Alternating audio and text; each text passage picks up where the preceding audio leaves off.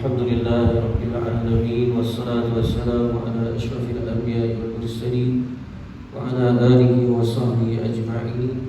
رب اشرح لي صدري ويسر لي أمري واحلل عقدة من لساني يفقهوا قولي. سبحانك لا علم لنا إلا ما علمتنا إنك أنت العليم الحكيم ولا حول ولا قوة إلا بالله العلي العظيم. أما بعد. Assalamualaikum warahmatullahi wabarakatuh. Muslimin dan muslimat yang dirahmati Allah sekalian, alhamdulillah kita banyak puji syukur kita kepada Allah Subhanahu wa taala atas limpah perkenan, izin, taufik, hidayah daripada Allah Subhanahu wa taala, memberikan kesempatan kepada kita untuk meneruskan lagi ketaatan kita kepada Allah Subhanahu wa taala dengan sama-sama kita menunaikan salat fardu subuh secara berjamaah. Mudah-mudahan ingatan ini dan kekuatan ini diberikan oleh Allah Subhanahu wa taala sehinggalah kepada hayat kita yang terakhir insya-Allah. Kerana sesungguhnya ketika mana kita melihat apa yang berlaku kepada baginda Nabi sallallahu alaihi wasallam di dalam sirah nabawiyah, menyatakan bahawa Nabi sallallahu alaihi wasallam sangat menjaga satu perkara yang menjadi sunnah kepada baginda Nabi sallallahu alaihi wasallam dan juga ditinggalkan untuk kita ikuti bersama, iaitu adalah salat secara berjamaah. Dan kekuatan itulah yang kita lihat pada penghujung daripada hayat baginda Nabi sallallahu alaihi wasallam. Kita lihat bagaimana baginda Nabi sallallahu alaihi wasallam masih berusaha bersungguh-sungguh untuk melakukan salat secara berjamaah. Dan kekuatan inilah sebenarnya yang akan mengembalikan kita kepada perkara yang paling penting dalam kehidupan kita, iaitu keinginan kita untuk mendapat yang pertamanya adalah ketenangan dalam kehidupan kita, dan yang kedua disebutkan juga ialah rahmat daripada Allah Subhanahu wa taala, dan yang ketiga disebutkan dalam hadis Nabi sallallahu alaihi wasallam yang sangat panjang.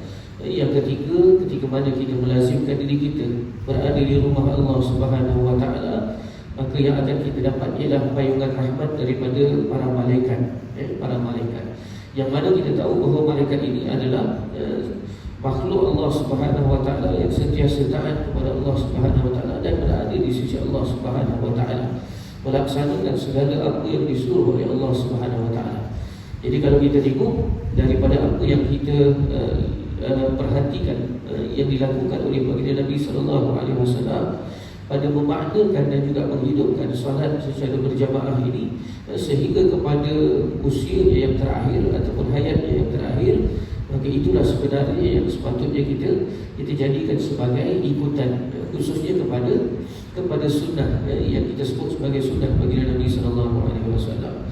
Mudah-mudahan kekuatan inilah yang akan diberikan oleh Allah Subhanahu wa taala kepada saya dan kita semua untuk istiqamah dengan amalan solat secara berjamaah ini, khususnya di rumah-rumah Allah Subhanahu wa taala yang ada berhampiran dengan kediaman kita. Untuk kita di 5R3 ini, maka yang paling hampir dengan rumah kita dan paling tuan-tuan dan puan-puan sekalian kena orang kata syukuri ialah surau Al-Munawwarah inilah, yang mana kalau kita nak datang dia punya orang kata distance dia, jaraknya itu tidak menyusahkan kita. Dia jadi satu benda yang ialah bila saya dah bergerak dan berpindah ke presin lain, presin 11, maka saya nampak bahawa ini satu rahmat Allah yang sangat besar untuk kita ada kan apartment yang mana tengah-tengahnya, centernya adalah surau. Tak payah start engine saja, tak payah start engine. Untuk saya sekarang kena start engine, kena pergi dengan kereta, dengan motor, kena pergi macam tu. Kalau tak sampai kan, boleh lah jalan kaki tapi lambat kan. Jauh. Yang ini yang start kita punya kaki dia kan, tekan lift, dalam beberapa langkah kita dah sampai dah. Maka itulah harapan kita, mudah-mudahan di hujung daripada 2022 ni, maka ramai orang dah bermula dengan azam-azam baru mereka, dengan macam-macam azam mereka, termasuklah kita barangkali. Maka selipkan dalam azam kita itu ialah ketaatan kita kepada Allah Subhanahu wa taala dan kesungguhan kita untuk menghidupkan sunnah baginda Nabi sallallahu alaihi wasallam dengan sama-sama solat secara berjamaah insya-Allah. Seterusnya pagi ini kita sambung sedikit pembacaan kita pada kitab kita Manhaj Hidup Orang Beriman Pada pertemuan yang lepas kita masih lagi membicarakan topik besar, ialah berkenaan dengan niat. Dan pada pertemuan lepas kita diberikan kefahaman daripada nukilan kitab ini menyatakan bahawa dalam komposisi niat itu ada sesuatu yang mesti kita sekalikan dan seiringkan. Maka di sanalah kita berjumpa dengan perbincangan kita mengenai satu perkara yang mudah disebut dengan lidah dan lisan, tapi sukar untuk kita amalkan, iaitu apa dia? Ikhlas. Ikhlas dalam menyatakan niat itu, ketika kita meletakkan niat kita dalam apa juga kerja buat kita, ibadah kita, sama ada ibadah itu sifatnya khusus ataupun ibadah itu sifatnya umum, maka beriringan dengan niat itu adalah bagaimana kesucian dan juga kosongnya jiwa kita daripada memaknakan niat itu kepada perkara-perkara yang lain selain daripada Allah Subhanahu Wa Taala. Maka di sanalah kita jumpa bagaimana ikhlas itu berlaku. Dan kelebihan daripada ikhlas itu sudah dinyatakan pada pertemuan yang lepas dengan menyatakan bahawa ada darjat-darjatnya dalam kita mencapai keikhlasan melalui niat yang kita letak dan kita sematkan dalam diri kita. Dan kemudian di hujung daripada perbincangan lepas disebutkan bagaimana sekiranya niat kita ini bercampur aduk dengan orang kata kepelbagaian kita punya fokus dalam hidup kita ni, dengan kelemahan kita sebagai manusia yang sebenarnya kalau kita sebut, kita selalu kata budak-budak ni fokus dia sekejap je, tapi sebenarnya bukan budak-budak semua. Kita semua ni fokus kita ni mudah teralih. Dia punya orang kata kita punya kesungguhan kita kepada sesuatu, pengamatan kita kepada sesuatu boleh teralih dalam masa sekejap sangat, sedikit masa saja. Maka dibincangkan tentang bagaimana niat kita yang bercampur aduk itu. Maka disebutkan bahawa apa sahaja yang menjadi dorongan kepada niat kita, dan itu adalah dorongan yang kuat, maka dorongan itulah nanti yang Allah Subhanahu Wa Taala akan nilai. Dalam masa yang sama, sebagai tambahan kepada diri kita, saya dan kita semua, ialah apa dia? Dalam kehidupan kita, ketika mana kita meletakkan satu-satu niat di permulaan daripada apa yang ingin kita laksanakan, kita boleh untuk apa dia? Sentiasa memperbetulkan niat kita dan meletakkan niat kita itu pada landasannya semula. Macam orang ketika mana dia bawa kereta, pada asalnya bila dia bawa kereta tu dia dah fokus dah dia nak pergi ke mana. Tapi perasan teruskan, bila kita dah biasa pergi ke satu tempat, maka nanti kita akan menerawang dalam perjalanan kita tu. Menerawang sikit tu kan. Saya dah biasa pergi 5R3 kan. Seketika saya pindah ke Malaysia sebelah kan, setiap kali saya nak balik, tahu apa jadi? Saya masuk jalan nak pergi 5R3. Nanti orang rumah saya tegur, nak pergi mana ni? Balik rumah lah. Rumah kita mesti 11. Sebab kita dah terbiasa dengan laluan tu. Maka kita seolah-olah macam kita pergi go with the flow tu. Kita jalan je tu je. Tanpa kita sedar sebenarnya kita ke mana. Maka dekat situlah disebutkan bahawa kita boleh memperbaharui niat kita, meletakkan balik niat kita pada landasannya, supaya kita mula sedar kembali sebenarnya kita nak ke mana. Tak, orang kata keterlaluan untuk kita katakan apa dia, dalam ibadah-ibadah kita pun sedemikian rupa.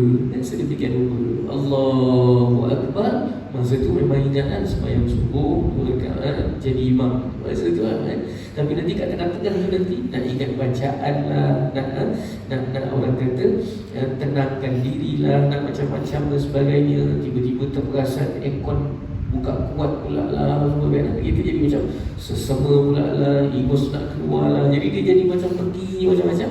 Tapi nanti masa at-tahiyatul mubarak, lepas tu kita letak balik diri kita tengah sembahyang ni. Assalamualaikum warahmatullahi, Assalamualaikum warahmatullahi, dapat balik dekat niat asal tu. Tengah-tengah tu kadang-kadang dia pergi bukan dekat tu kan. Kadang-kadang dia pergi sangat jauh. Nak menceritakan kepada kita ialah niat kita itu akan jadi bercampur aduk. Tapi di hujung daripada apa yang kita belajar pada pertemuan yang lepas ialah dinyatakan bahawa Allah Subhanahu Wa Taala melihat kepada niat kita yang kuat, qasad kita yang kuat, dan bagaimana kita mengembalikan balik niat kita kepada kedudukan dan juga landasan yang asal. Baik. Pagi ini kita baca sedikit sebahagian daripada pecahan kepada niat juga, atas tajuk kecil benar, hakikat, kelebihan dan juga bahagian-bahagiannya. Kita nak cerita tentang, kalau sebelum dan ini kita cerita tentang ikhlas, yang ini kita cerita tentang benar. Rupa-rupanya dalam niat, selain daripada keikhlasan, benar dalam niat itu juga menjadi sesuatu yang kita kena perhatikan. Daripada Abdullah bin Mas'ud radhiyallahu anhu, katanya Rasulullah sallallahu alaihi wasallam bersabda, "Alaikum bisidqi fa inna sidqa yahdi ila al-birri wa innal birra yahdi ila al-jannah wa ma yazalu ar-rajulu yasduqu wa yataharra sidqa hatta yuktaba 'inda Allahi siddiqan." Sadaqah Rasulullah sallallahu alaihi wasallam. Maksudnya apa? Hendaklah anda semua bersikap benar, kerana benar itu membawa kepada kebaikan, dan kebaikan membawa kepada syurga. Sentiasalah seseorang itu bersikap benar dan mengutamakan sikap benar sehingga ditulis di sisi Allah sebagai seorang yang benar. Hadis riwayat Bukhari dan Muslim. Yang ini yang kita nak mulakan dalam sesi kita pada pagi ini, bercerita tentang bagaimana niat ada kena-mengena dengan ikhlas. Itu dah settle lah, kita bincang. Yang ini niat ada kena-mengena dengan sifat benar. Dalam hadis tadi, baginda Nabi SAW menyarankan kepada kita supaya sentiasa ada satu sikap yang disebut sebagai sikap yang benar. Kenapa? Kerana daripada sikap yang benar ini, perkara pertama yang disebutkan oleh baginda Nabi SAW ialah ia akan membawa kepada kebaikan. Makna kata, kalau kita sebut tentang benar dan dia ada kena-mengena dengan niat, maka nanti kita akan nampak bahawa niat yang benar itu akan membawa kepada kebaikan. Vice versa, sebaliknya, kalau kita tengok, maknanya ini cerita tentang maknanya positive side. Kalau katakan kita terbalikkan, kalau niat itu datang dalam sikap yang tak benar, maka apa jadi kepada diri kita? Dia akan mendorong kepada kejahatan. Memang macam itu pun yang kita tengok kan. Sikap yang benar dia bawa kepada kebaikan, sikap yang sebaliknya daripada kebenaran, dusta dan sebagainya akan membawa kepada kejahatan, kemungkaran. Dan lebih besar daripada itu, kata Nabi SAW daripada hadis ini ialah daripada sikap yang benar dia bawa kepada kebaikan, dan kebaikan itu sendiri akan bawa kepada syurga Allah Subhanahu Wa Taala. Makna kata kunci kepada syurga itu dalam banyak-banyak hal ialah kebaikan. Dan kita tahu bahawa dalam syurga, siapa sahaja yang masuk di dalam syurga adalah asbab asbab kebaikan yang dia lakukan.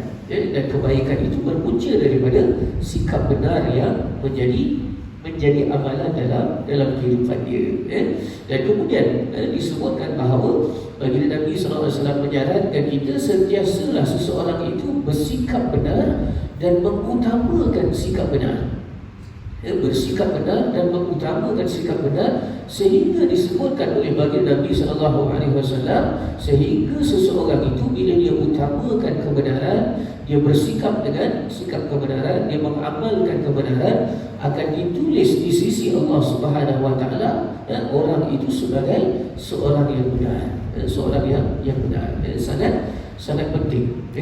Maknanya kalau katakan kita nak letakkan diri kita dalam kondisi maksud utama ataupun cerita utama daripada permulaan kitab ini, iaitu berkenaan dengan niat, maka rupa-rupanya meletakkan niat dengan niat yang benar itu satu benda yang sangat penting, kerana dia bawa kepada kebaikan. Dia bawa juga kepada jalan syurga Allah Subhanahu Wa Taala. Malahan bukan sekadar meletakkan sikap benar, tapi mengutamakan sikap benar dan mengamalkan sikap benar itu akan menjadikan kita nanti ditulis oleh Allah Subhanahu Wa Taala sebagai seorang yang benar, sebagai seorang yang benar. dalam dunia kita ni, dalam kehidupan kita dekat dunia ni, yang mendapat title jolokan yang benar tu siapa? Sayyidina Abu Bakar As-Siddiq. Dia dapat gelaran itu.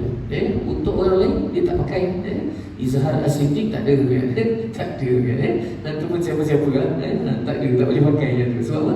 Gelaran itu diberikan oleh baginda Nabi SAW atas saranan daripada Allah Subhanahu Wa Taala, kerana dia membenarkan apa sahaja yang datang daripada lisan baginda Nabi SAW. Kan kita ingat kan ceritanya bagaimana Abu Jahal dan Abu Lahab datang kepada dia, bagi tahu kepada Sayyidina Abu Bakar, kau tahu tak bahawa Muhammad cerita dia pergi ke Baitul Maqdis, malam tadi dia pergi, pagi ni dia dah sampai dah kat sini. Lepas tu Sayyidina Abu Bakar tanya, siapa yang cerita? Muhammad yang cerita.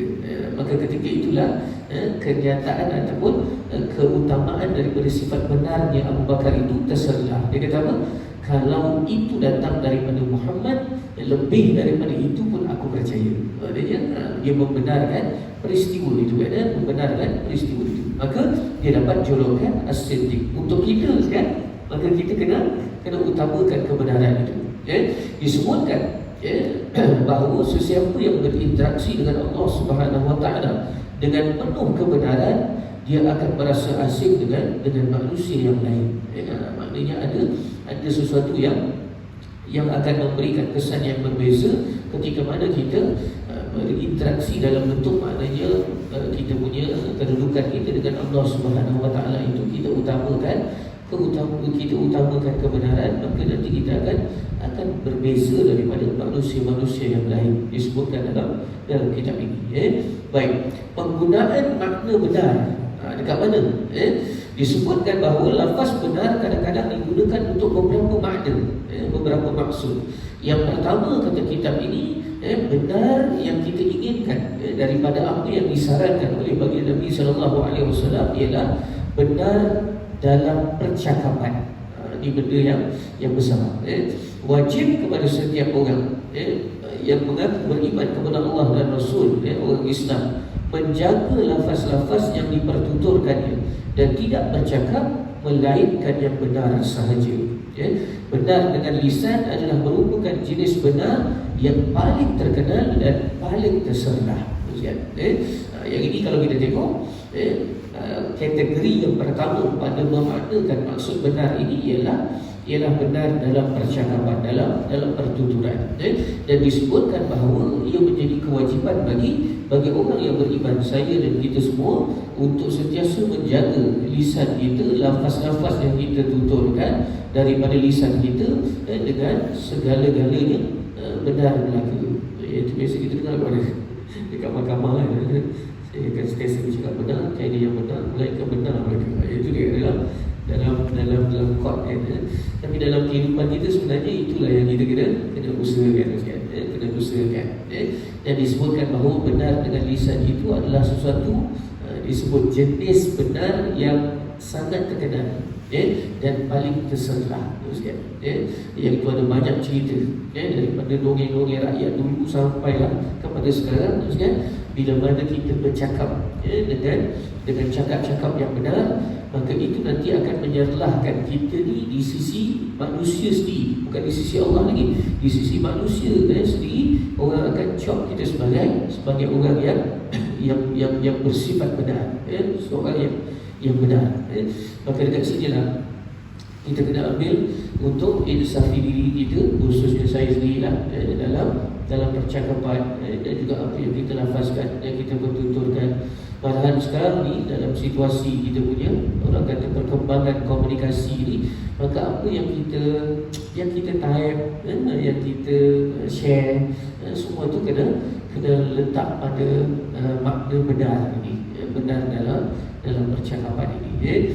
Dan disebutkan bahawa sewajarnya kepada seseorang mengelakkan diri daripada menggunakan kata-kata sindiran, kerana kata-kata sindiran itu adalah hampir menyamai pendustaan, kecuali apabila wujud situasi hajat yang diperlukan oleh maslahah dalam sesetengah keadaan sahaja. So maknanya penulis kitab ini ingatkan kita supaya cakap benar. Sindir-sindir ni dia kata elakkan. Kenapa? Kerana sindiran itu menghampiri seolah-olah macam menyamai pendustaan, macam berdusta. Maknanya kena cakap yang benar. Tapi kita orang Melayu ni yang paling payah ni kan. Nak cakap direct untuk benar ni kan. Kita ada kita punya lapik tu. Nak kalau orang yang kita kenal juga kan, lagi payah kan. Okey tak tuduh. Nak cakap tak okey ke? Oi, lambat lagi kita keluar ni. Kena cakap okey kan? Okey lah tu. Dia punya okey tu panjang sikit kan. Tapi nak ceritanya ialah sindiran ataupun sesuatu yang sipi-sipi ni disuruh untuk kita elakkan.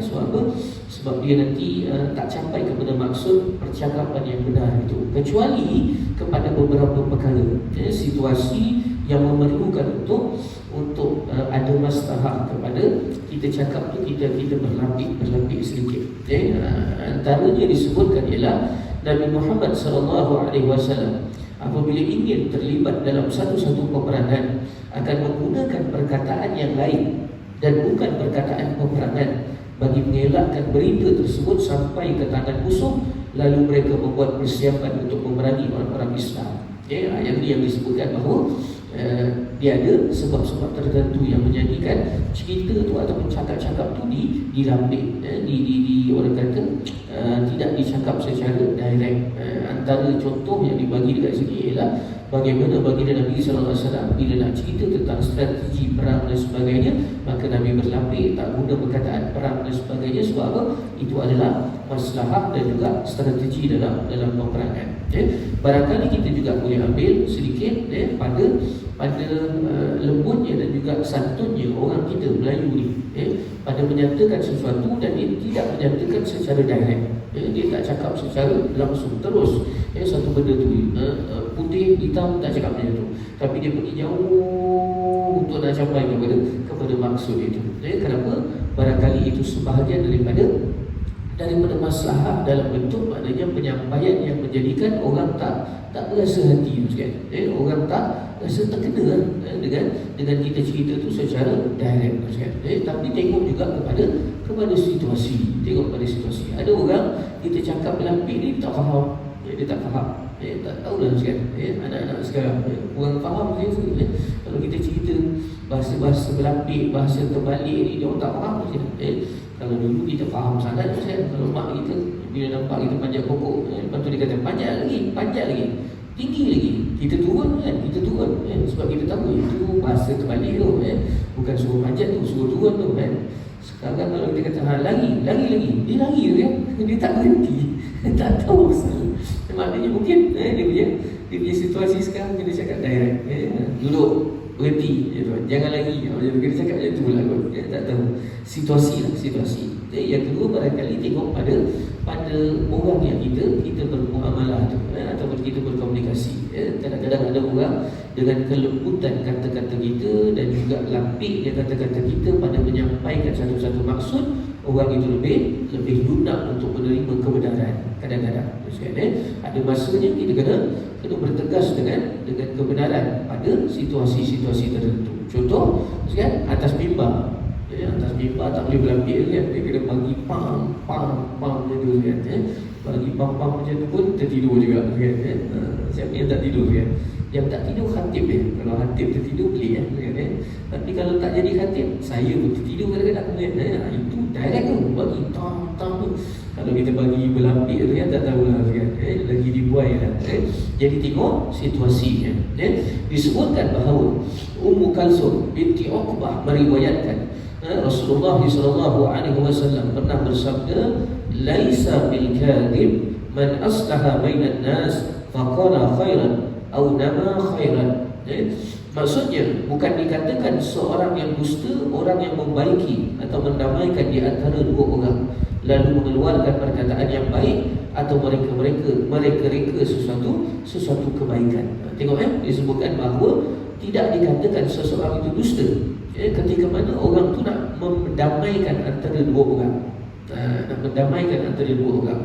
lalu mengeluarkan perkataan yang baik dan mereka sesuatu kebaikan. Hadis riwayat At-Tirmizi, hasan sahih.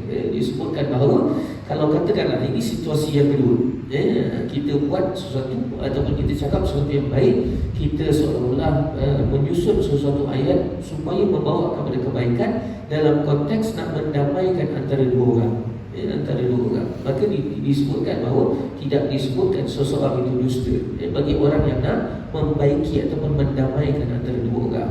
Kita tahu dah A dengan B ni tengah bergaduh. Kita pun duduk kat tengah. A pun tanya, apa B cakap? Takkan kita nak cakap apa yang B cakap tu. Dia kata, dia tak ada kata apa-apa sangat lah, tapi nampak macam dia usaha nak damai balik. Kita kata macam tu kan. Lepas tu tiba kita jumpa kat B, dia kata, A kata apa? A kata apa? Dia kata, A pun tak ada cakap apa-apa lah. Dia macam tunggulah B bila nak balik. Jadi benda-benda yang macam tu kan, pada mendamaikan, mengeluarkan perkataan yang baik, menyusun perkataan yang baik, membuat sesuatu ke arah kebaikan, maka tidak dianggap sebagai dusta. Sewajarnya kepada seseorang menjaga makna benar dalam lafaz-lafaz yang digunakannya untuk bermunajat kepada Tuhannya. Ini satu level lagi sekali. Kita kata tadi benar pada percakapan, tapi kita sebut semua muamalah kita dengan manusia. Tapi dalam masa yang sama, penulis kitab ini menyatakan bahawa sepatutnya yang kita kena jaga betul-betul ialah apa dia? Bercakap benar dalam percakapan kita, pada menjaga hubungan kita dengan Allah Subhanahu Wa Taala. Itu yang disebutkan sewajarnya kepada seseorang menjaga makna benar dalam lafaz-lafaz yang digunakan untuk bermunajat kepada Tuhannya. Seperti contoh katanya apa dia? Yang ini saya semua biasa sebutlah tu. Saya hadapkan wajah saya kepada Tuhan yang menciptakan segala langit dan bumi. Sekiranya hatinya berpaling daripada Allah SWT dan sibuk dengan dunia pada waktu itu, berarti dia sedang berdusta kepada Allah SWT. Yang itu yang selalu kita sebutkan juga kan. Antara yang kita sebutkan apa dia? Kita sebut dalam munajat kita, inna salati wa nusuki wa mahyaya wa mamati lillahi rabbil alamin. Itu kan lafaz kan, kita sebut dengan percakapan. Maka disebutkan sepatutnya kita pegang pada percakapan yang benar itu. Ketika mana apa yang kita buat, saya lah khususnya buat sesuatu yang lari daripada apa yang kita ikrarkan dalam bentuk percakapan tadi, sebenarnya kita sedang berdusta kepada Allah Subhanahu Wa Taala. Astagfirullahaladzim. Kena banyak-banyak istighfar sekali. Kerana selalunya kita lari dan terpesong daripada cakap benar kita terhadap Allah Subhanahu Wa Taala. Sama-sama kita ambil iktibar itu. Yang kedua disebutkan pada makna benar. Kalau tadi benar dalam percakapan, yang kedua ialah benar dalam niat dan keinginan. Benar dalam niat dan keinginan. Yang ini merujuk kepada apa yang kita dah bincang panjang lebar pada pertemuan yang lepas, iaitu keikhlasan. Jika amalan seseorang bercampur dengan runtuhan nafsu, maka batallah kebenaran niatnya, dan yang terlihat ataupun yang terlibat harus menjadi seorang yang dikategorikan sebagai orang yang dusta. Sebagaimana yang terdapat dalam hadis yang menceritakan tentang 3 orang manusia yang paling awal diazab oleh Allah Subhanahu Wa Taala pada hari kiamat kelak, iaitu apa dia? Orang alim, qari, orang yang membaca Al-Quran, dan juga mujahid, orang yang berjihad pada jalan Allah Subhanahu Wa Taala. Yang itu yang kita biasa dengar, hadis yang panjang yang bercerita tentang orang yang paling awal dihadapkan di hadapan Allah Subhanahu Wa Taala. Antaranya ialah disebutkan orang yang belajar ilmu, orang yang belajar ilmu, maka dihadapkan di hadapan Allah Subhanahu Wa Taala dan ditanyakan oleh Allah Subhanahu Wa Taala, apa yang kamu lakukan di dunia? Maka orang berkata, saya habiskan usia saya pada mempelajari ilmu dan saya menyampaikan ilmu itu. Maka ketika itu disebutkan, ditempelak oleh Allah Subhanahu Wa Taala dengan kata-kata, kamu dusta. Kamu dusta. Kamu belajar ilmu dan kamu ajarkan ilmu kepada orang semata-mata nak supaya orang sebut kamu itu alim, kamu itu orang yang bijak. Maka orang dah sebut pun bahawa kamu adalah orang alim, maka tempat kamu adalah di neraka. Auzubillah min zalik.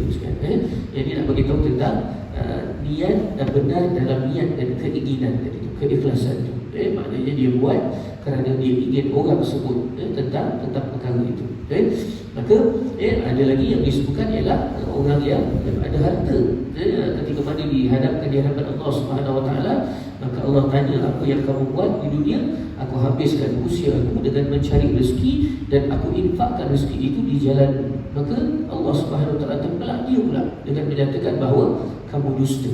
Kamu cari rezeki, kamu dapatkan maknanya rezeki dan kamu infakkan ke jalan Allah kata kamu, tapi sebenarnya niat kamu ialah nak supaya orang kata kamu itu dermawan, kamu itu orang yang murah hati, maka orang dah kata dah, maka tempat kamu juga di neraka. Kemudian didatangkan pula orang yang ketiga, iaitu siapa?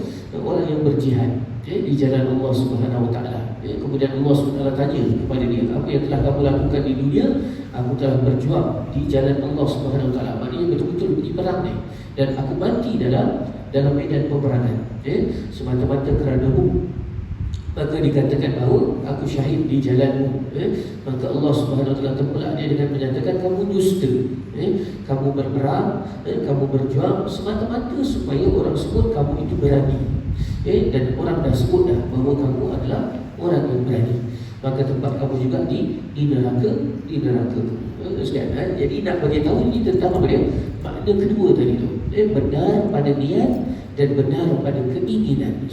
Yang ini yang kita risau, saya dan kita semua kena risau. Kadang-kadang kita tak perasan bahawa niat kita itu bercampur aduk, tapi hakikatnya kerana kelemahan kita, maka mari sesama kita patahkan balik kepada niat asal itu. Niat asal kerana Allah Subhanahu Wa Taala. Dalam perjalanan menghadapi maknanya apa yang kita nak buat tu, dengan niat kita tu tak, orang kata tak terkecuali siapa juga, dia akan lari sedikit daripada niat itu. Susah betul-betul nak fokus pada niat asal tu. Tapi kembalikan balik kepada niat asal. Sebab apa? Sebab apa yang ditunjukkan daripada riwayat tadi. Riwayat tadi, orang yang tak menjaga kebenarannya dalam niat dan keinginan, keikhlasannya pada niat itu, akhirnya Allah Subhanahu Wa Taala akan tempelak dia sebagai orang yang dusta, orang yang dusta. Yang disebutkan pendustaan beliau adalah pada keinginan serta niatnya, dan bukan pada apa yang dilakukannya. Begitu juga dengan beberapa orang yang disebutkan tadi. So itu yang kedua. Yang pertama tadi apa?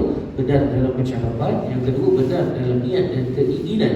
Yang ketiga, dalam pencahat kepada makna benar itu ialah benar dalam keazaman dan menepati keazaman itu. Yang itu yang disebutkan bahawa misalnya jika seseorang itu menyatakan, sekiranya Allah Subhanahu Wa Taala mengurniakan kepada saya sesuatu harta, saya akan menyedekahkan kesemuanya. Maknanya dekat situ ada apa dia?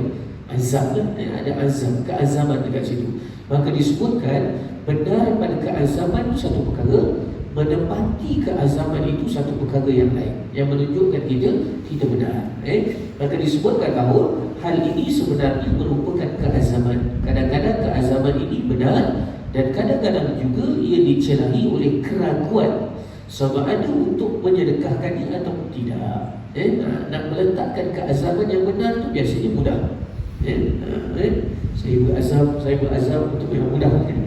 Tapi nak melaksanakan apa yang dinamakan kebenaran itu pada keazaman kita, yang itu kadang-kadang datang keraguan dalam diri kita. Sebelum masuk 2023, kita pun letak, kita kata apa? 2023 satu hari satu muka surat lah Quran. Lepas tu kita rasa macam sikit satu muka surat. Satu waktu satu muka surat. Keazaman tu best kan kalau letak saya tu lepas dia tu bila lalu datang dia punya keraguan. Banyak sahabat tu terlampau tinggi sangat dia azam, turunkan sikit dah. Lah kali jadi satu ayat lagi jadi satu ayat. Mujur satu ayat saja. Selalunya terlepas. Lepas subuh kita tak baca. Lepas tu kita pun kata Zuhur kita cover balik. Lepas Zuhur ada orang panggil pula, meeting semua, tak jadi juga.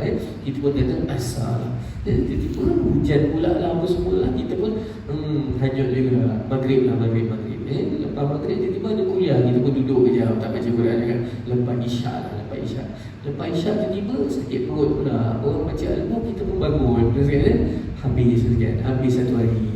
So keazaman dia akan datang kemudian benar pada meletakkan keazaman tu satu perkara, dan kemudian benar pada melaksanakan keazaman satu perkara yang lain. Dan dekat situlah disebutkan bahawa kita sentiasa akan didatangi oleh bisikan keraguan kepada melaksanakan keazaman yang baik tadi tu, yang benar tadi. Maka ini saya dan kita semua kena berhati-hati, benar dalam menunaikan keazaman dan memaksa diri. Itu perkataan dia sekalian untuk saya tadi, memaksa diri supaya melaksanakan janji untuk bersedekah itu ataupun apa yang kita azamkan itu.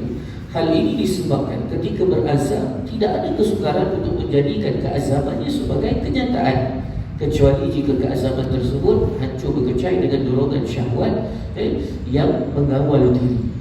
Sehubungan dengan itu Allah Subhanahu Wa Taala berfirman dalam Al-Quran pada menyatakan tentang perkara ini dalam surah Al-Ahzab ayat 12. Apa yang Allah SWT sebut? Allah SWT nyatakan dengan firman-Nya, A'udzubillahi minasyaitonirrajim. Bismillahirrahmanirrahim. Wa idh yaqulul munafiquna walladzina fi qulubihim maradun ma wa'adana Allah wa rasuluhu illa ghurura. Sadaqallahul azim. Yang bermaksud, dan lagi masa itu ialah masa orang-orang munafik dan orang-orang yang tidak sihat dan tidak kuat iman dalam hatinya berkata, Allah dan Rasulnya tidak menjanjikan kepada kita melainkan perkara yang memperdayakan sahaja.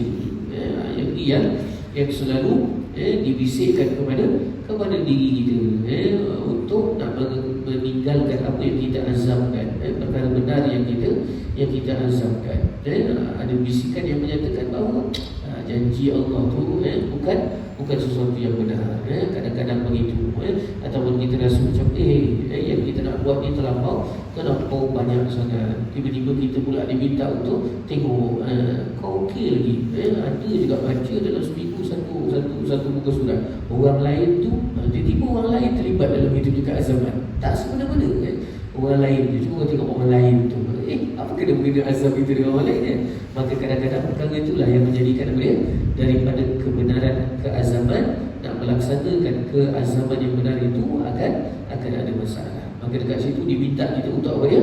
Ketika mana kita membenarkan keazaman kita, letak satu keazaman yang benar, maka berusahalah untuk melaksanakan keazaman itu. Barulah kita termasuk dalam kategori orang yang benar. Kemudian disebutkan yang keempat, kategori ataupun makna benar ialah benar dalam amalan. Ini paling penting ni, benar dalam amalan, iaitu apabila dalamannya sama dengan luaran. Maksudnya apa dia? Disebutkan apabila dalaman seseorang hamba itu sama sahaja dengan luarannya, Allah Subhanahu Wa Taala akan berfirman, inilah hamba-Ku yang sebenar-benarnya. Yang ini yang kita nak cuba capai, iaitu apa dia? Bukan sekadar benar pada lisan, bukan sekadar benar pada niat, bukan sekadar benar pada keazaman, tapi benar pada amalan. Yang ini adalah orang kata tahap yang tinggi dalam kita meletakkan kebenaran niat kita tu, iaitu apa dia? Amalan. Dia mesti disusuli dengan amalan. Itu sebablah dalam Al-Quran kalau kita tengok, Allah SWT akan panggil orang yang beriman itu dengan orang kata sandaran yang tak pernah ditinggalkan.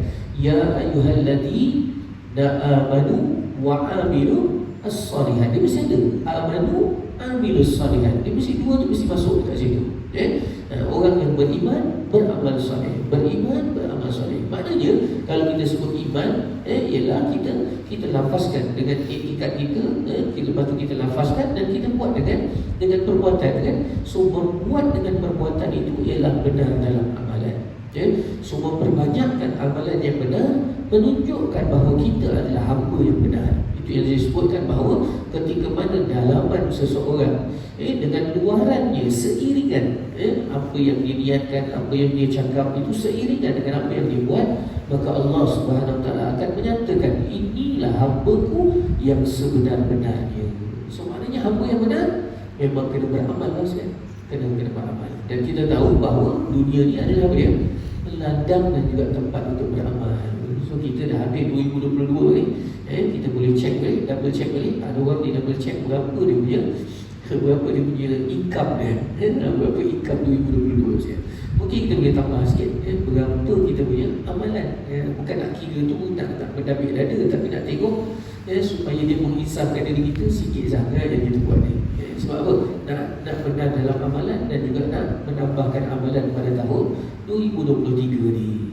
Yang itu perkara paling penting. Dan yang kelima disebutkan, yang terakhir ni ialah benar dalam maqamat agama, iaitu sifat-sifat yang terpuji. Apa dia? Ia merupakan tahap benar yang paling tinggi. Kalau tadi benar dalam amalan itu satu ketinggian, tapi yang ini adalah tahap yang benar yang paling tinggi.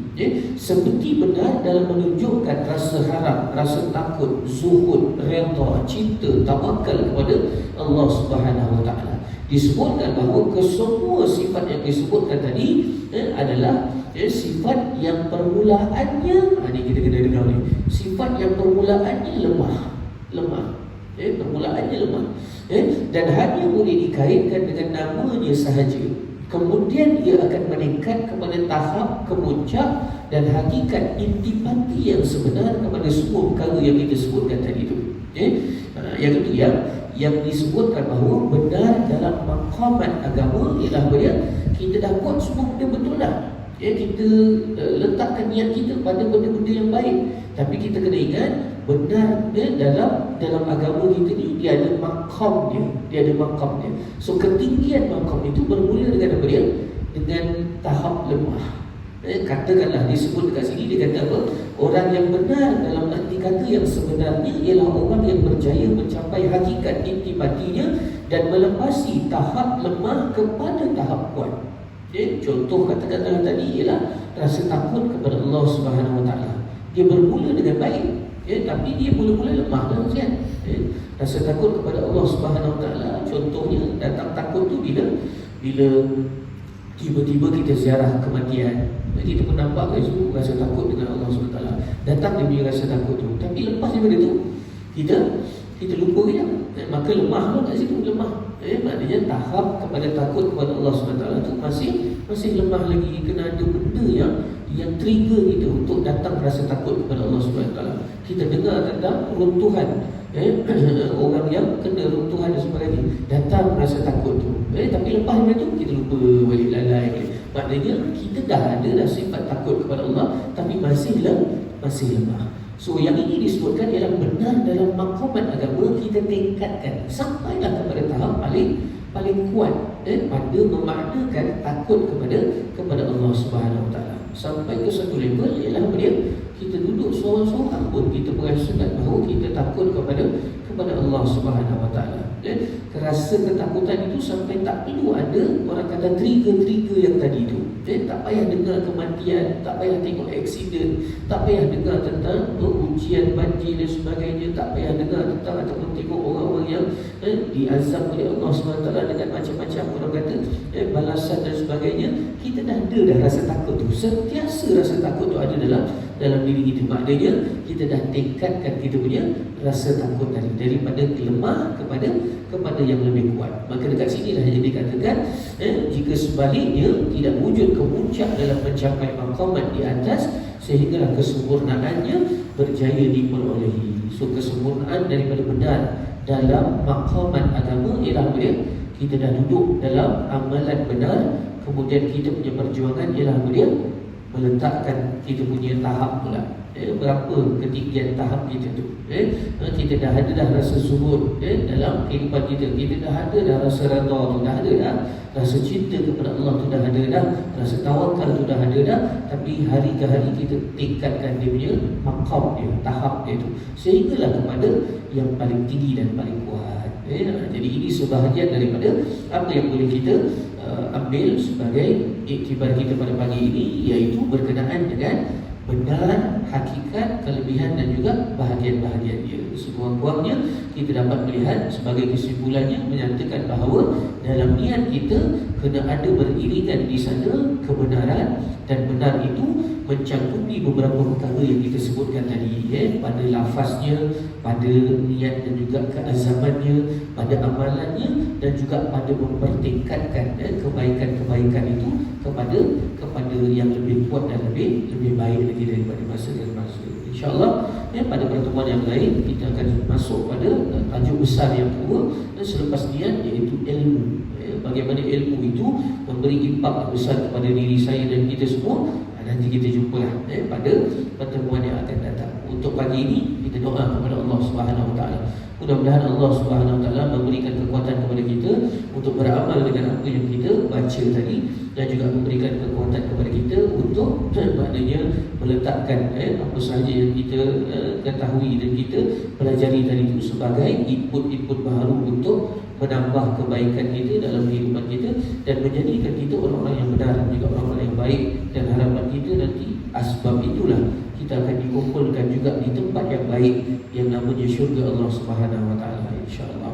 Mari sesama kita tangguhkan pertemuan kita pagi ini dengan tasbih kafarah dan salatul a'la. Subhanakallahumma wa bihamdika asyhadu an la ilaha illa anta astaghfiruka wa atubu ilaik. Bismillahirrahmanirrahim.